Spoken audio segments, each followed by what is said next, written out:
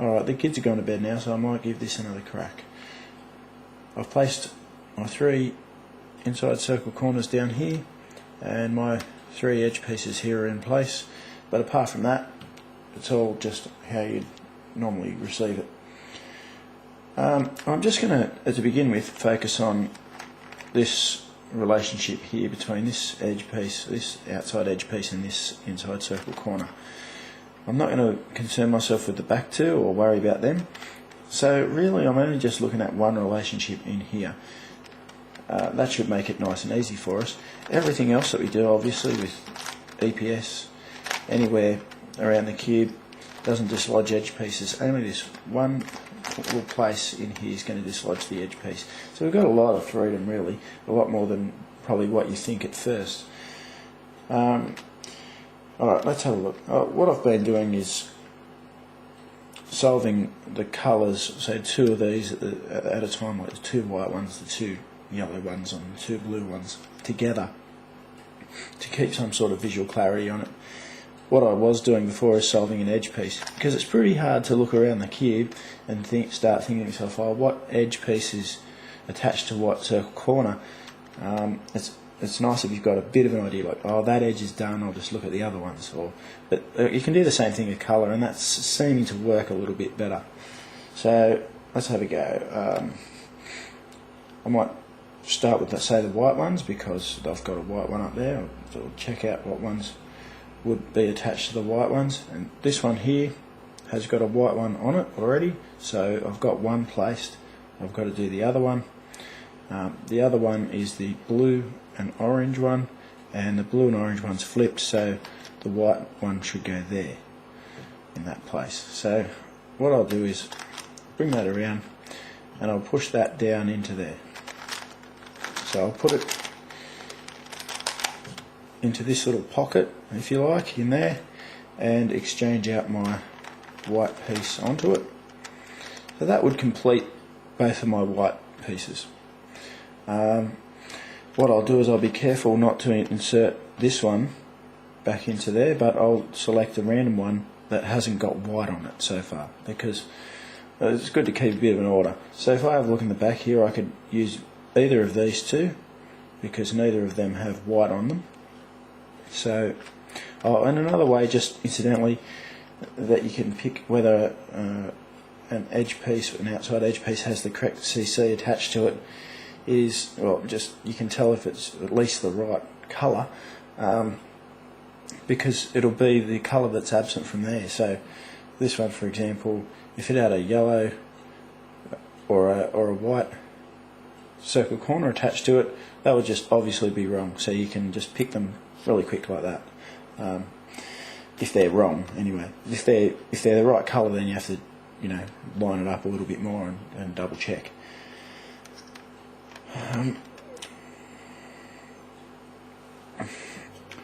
Sorry, I lost where I was up to. What I'm going to do is pull this out now, and I said be careful not to put that one back in. Otherwise we'd invert it and put that blue one that we've placed up here and break it. So I'm going to place this one in.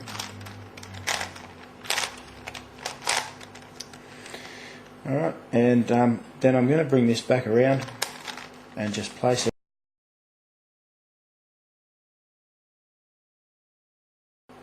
And the only reason I'm doing this is for visual clarity. So that I can then just have a look and say, alright, yep, my white one's lined up, and that's flipped, and yes, my other white one's in place. What can I look at to find now? Now here's a little trap for beginners as well, like I'll talk about it. I'm going to do the blue ones next, because the blue ones are all just up there, so I'll have blue and white done then. What I mean by a trap for beginners is, if I line this up here, I'll check which edge I want to do first, and I'll line this one up here, and I'll say, alright, that edge piece needs a blue one because it's inverted, needs a blue one here. I've got no problem bringing that down into there, because that's blank, I can put either piece onto it. Let's have a look at my other one. It's this one here. there's where my blue piece belongs. If I bring that down into there, I can't put that one onto it. So if I do the other one first, like if I put that piece on this edge piece first, that means I'm going to struggle later on when it comes to on this one. Alright, so there's just a little trick. Have a bit of a look around and have a little bit of a pre-plan like I did just then to see which one you want to do first. So I'll do this one first so I have no problems with the other one later. Let's put this one in. As you can see, one's disappeared. So I'm going to put that one on. Which one would I like to place down into there? I don't really. Do I want to put my orange one down? Yeah, actually I do. I'll see if the blue one pops up. No. Alright, sorry, my mistake then. Alright, I'll put this one down because it's an orange one.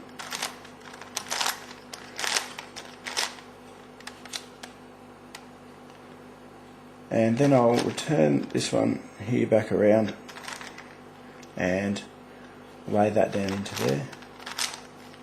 The blue one must be on that one. It is. Alright, where's my other blue one that I wanted to place?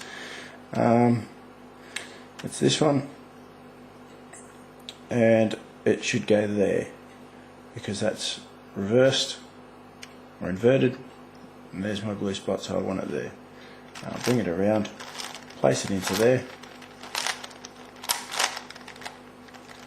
and now that it's in there, put my blue one on top and have a bit of a look in the back here and see which ones I want to put in. Now in this case I've got two that I've placed, so it's going to take a little bit of thought here because I'm blocked.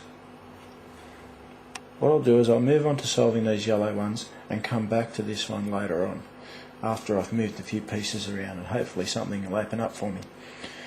My yellow pieces are going to be, remember, piece without yellow on it, this one, and obviously it's going to be this piece down here, and this one, which is my orange and blue one.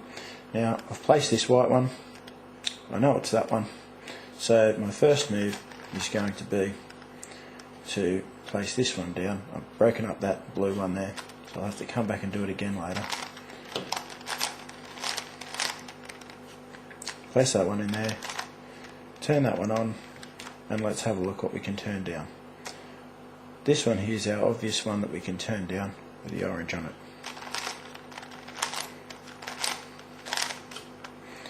And that just brings us back as well, so that we can reassess and have another bit of a look.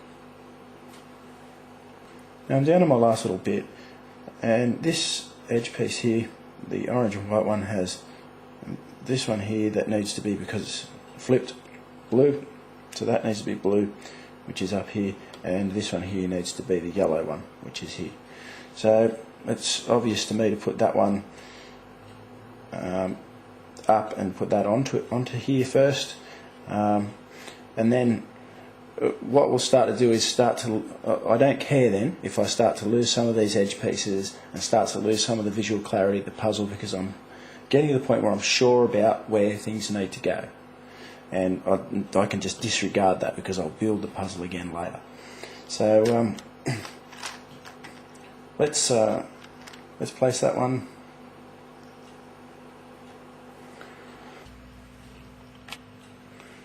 So let's place this down into here and put the blue one on it.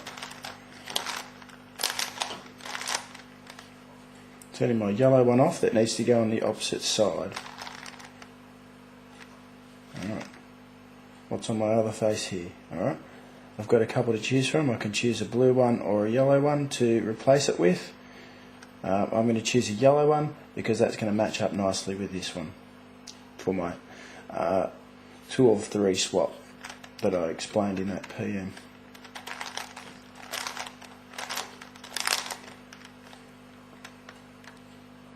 So let's put this one here down into this back corner this time, and then that way we've got 2 things that need to be yellow when they're turned up. So, or 2 circle corners that need to be yellow. So we'll turn this one down.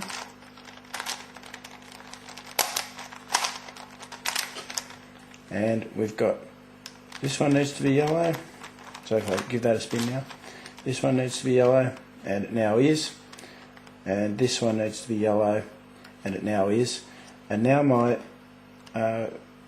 Mercury Tetrahedron is completely reduced except for this layer here that needs lining up.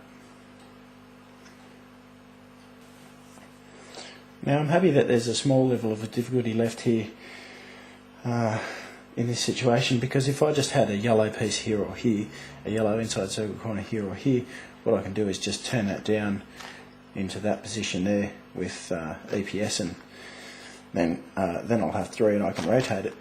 So, but this is a little bit more complicated because my yellow piece is down here. So let's see if we can get 3 the same in one of those positions, and I'm just going to do it randomly, to tell you the truth. It's like a little bit randomly.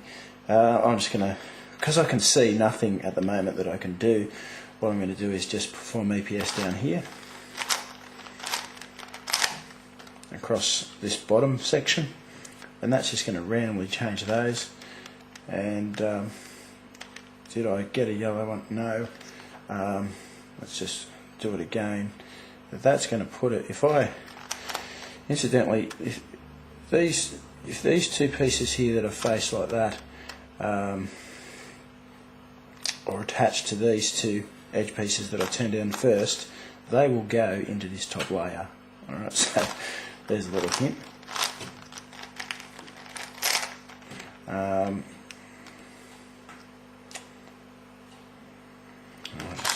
Again.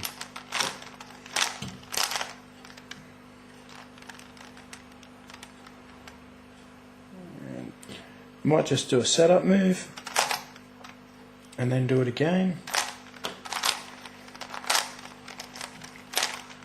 Undo my setup move. See how I went.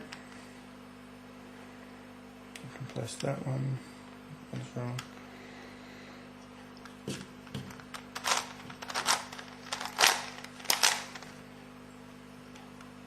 And now I've got my situation that I wanted. So I've got 2 there and 1 there that I can put into there.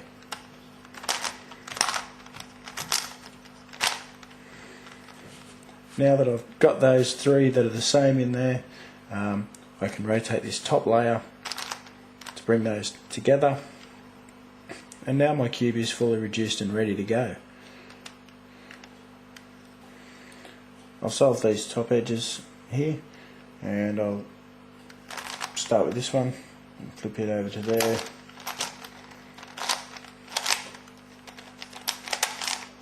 This is your bread and butter, this stuff. This one onto there. I'll do 2 setup moves for that one.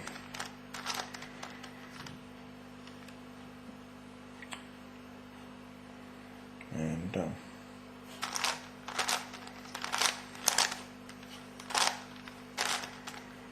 turn that, and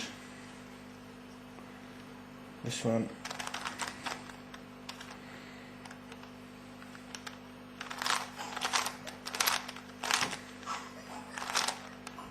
Return that. These 2 are flipped. I've got 2 flipped, so I'll bring down that and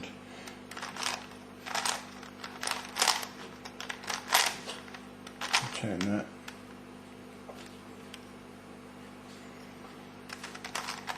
Bring that in. Return that.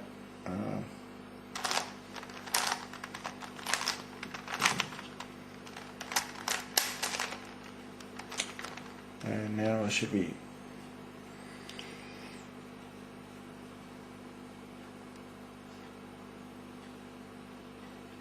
right to bring that down.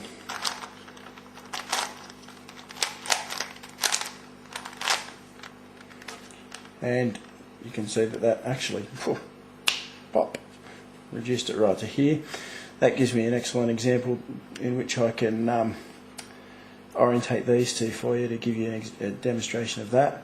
I'll do it across my 3 unbandaged sections, and if I want to take that one up to there, I'll reverse it for this. Well, reverse compared to what I would normally do on the normal cube, and that's solved.